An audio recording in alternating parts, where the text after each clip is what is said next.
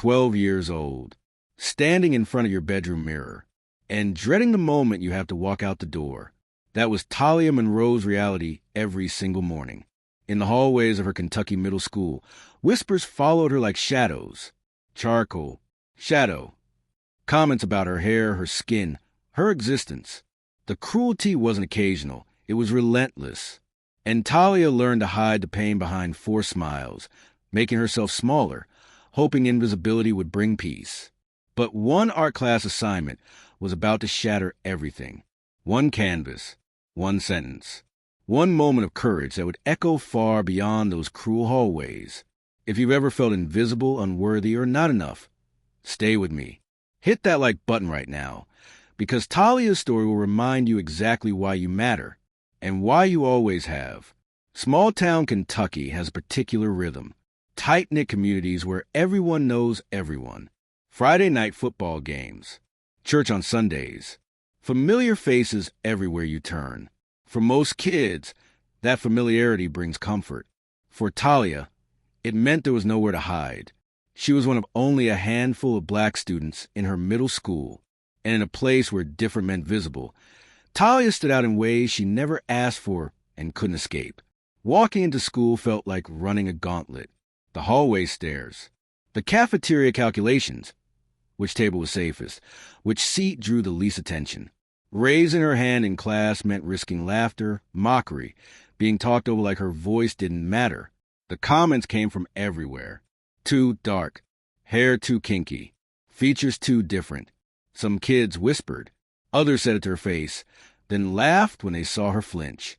Ever felt like you had to shrink yourself just to survive a room? Like your existence was somehow an inconvenience to people who never had to think twice about belonging? That was Talia's world. She tried everything. Smiled when she wanted to cry. Stayed quiet when she had answers. Made herself as small and invisible as possible, hoping that if she didn't take up space, maybe they'd leave her alone. But invisibility has a cost. It chips away at you, piece by piece, until you start wondering if maybe they're right. Maybe something is wrong with you. Maybe you are too much or not enough. Her parents saw the change, the light dimming. But they couldn't fix what happened inside those school walls. So Talia kept showing up, carrying weight no 12-year-old should carry. Some weeks are worse than others. That particular week in October, the cruelty escalated. A group of boys started a game, rating girls in the hallway by skin tone, loudest when Talia walked by. Girls she tried to befriend giggled along, afraid that defending her would make them targets too. In English class, she raised her hand to answer a question about a poem. Before the teacher could call on her, someone whispered loud enough for everyone to hear, "Since when does Shadow Girl read?" The class erupted in laughter. Talia's hand dropped. Her face burned. The teacher said something about respect, but the damage was done. That night, she stood in front of her bathroom mirror, studying herself the way they studied her, searching for the flaw, the thing that made her deserving of their hate. Her reflection blurred through tears. Questions she couldn't silence. Am I ugly? Is my skin wrong? Would life be easier if I looked different? She thought about staying home, faking sick, disappearing. But something stubborn in her refused to quit. Maybe it was pride. Maybe exhaustion. Maybe just the tiniest ember of self-worth that hadn't been extinguished yet. She kept showing up. If you know what it's like to question your own beauty because of someone else's hate, drop a comment below. You're not alone. You never were. And neither was Talia. And it was that stubborn showing up that led her to art class on a Thursday afternoon that would change everything. Mrs. Kellen wasn't like other teachers. She actually saw her students, not just faces and seats, but whole humans with stories. That Thursday, she stood at the front of her art classroom with characteristic energy, announcing their next project. Self-portrait challenge, she said, gesturing to the canvases stacked against the wall. You're going to paint your reflection, not a photograph. Not what you think I want to see. Your authentic self. Groans mixed with curious murmurs. And beneath the painting, Mrs. Kellen continued, you'll write one sentence about what makes you proud of who you are. Talia's stomach dropped. Proud? Of what? Other students grabbed supplies, already joking about exaggerating their muscles or giving themselves cool backgrounds. For them, this was just another art project. Fun, light, forgettable. For Talia, it felt impossible. How could she write about pride when every day she felt ashamed of her own existence? How could she paint herself truthfully when all she saw was what they made her see? Something less than something wrong. Mrs. Kellen moved through the room, pausing briefly at Talia's empty canvas. Their eyes met. The teacher's expression held something Talia hadn't seen in a while, belief. No words, just a gentle nod. And something shifted in Talia's chest. Not hope, exactly. Not yet, but maybe defiance. Maybe anger. Maybe the beginning of reclamation. Sometimes the assignment you dread most becomes a moment that saves you.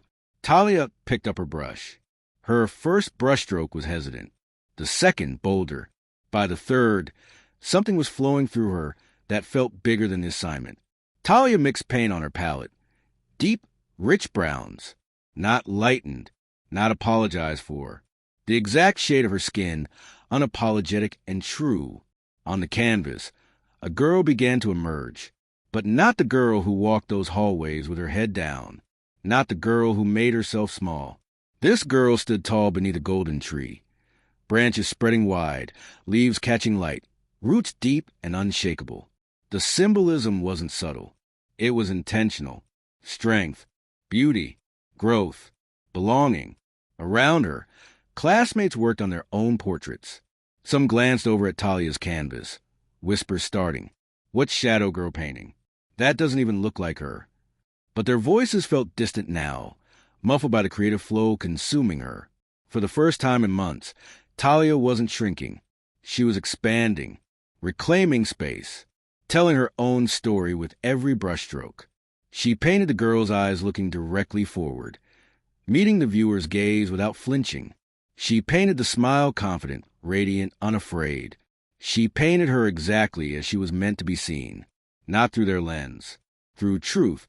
When the image was complete, Talia stared at what she created, and in that moment, something profound happened. She believed it. She picked up a thin brush and carefully wrote the sentence beneath the painting, each word chosen with surgical precision, each letter an act of resistance. God didn't run out of beauty when he made me. She set down her brush. Her hands trembled, but not from fear anymore. Mrs. Kellen called the class to attention. Time to share your self-portraits. Who wants to go first? Volunteers raised their hands. Students walked to the front, presenting their work with varying degrees of enthusiasm. I'm proud I play basketball. I like that I'm a good friend. I'm proud of my sense of humor. Surface-level reflections. Safe answers. Nothing that required vulnerability. Then Mrs. Kellen's eyes found Talia. Would you like to share? The room's energy shifted. Students who'd been half paying attention suddenly focused. Some exchanged glances, anticipating mockery, expecting weakness. Talia stood, picked up her canvas, walked to the front of the room. Her heart hammered against her ribs. Every survival instinct screamed to turn around, sit down, stay invisible. Instead, she turned the painting around. Silence. Complete, absolute silence. The image commanded attention. Undeniable beauty radiating from the canvas. The rich brown skin glowing with light. The golden tree framing her like a crown. The confident eyes that seemed to look through every person in that room and see them clearly. This wasn't a scared girl. This was a declaration. Talia's voice, steady and clear, read the sentence aloud. God didn't run out of beauty when he made me. The silence stretched. Uncomfortable. Transformative. Necessary. Some students looked away, shame flickering across their faces, seeing, perhaps for the first time, the weight of what they'd done.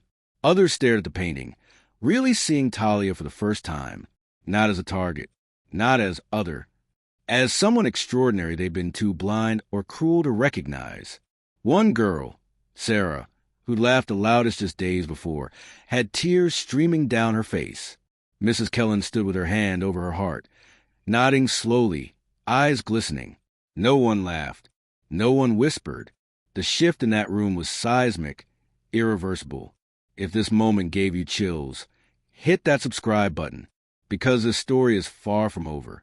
Talia walked back to her seat, head higher than it had been in years.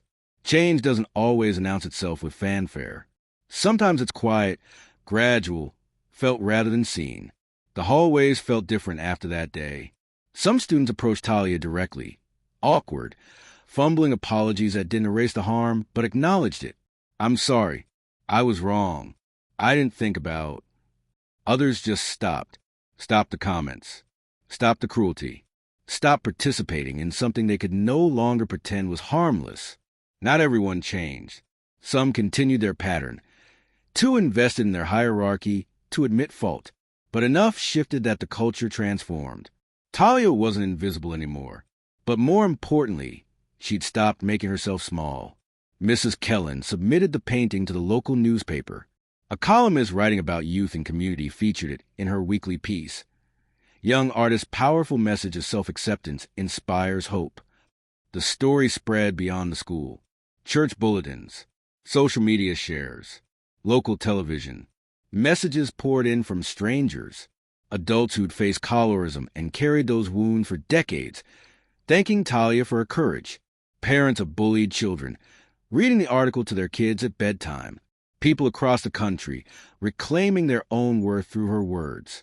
The school's principal asked permission to hang the original painting in the main hallway, a permanent installation. Every day, new students walked past it, read those words, saw that image. In that moment, Talia didn't just defend herself. She created a monument to dignity that would outlive the cruelty. And for Talia herself, healing wasn't instant. Scars from that kind of pain don't disappear overnight.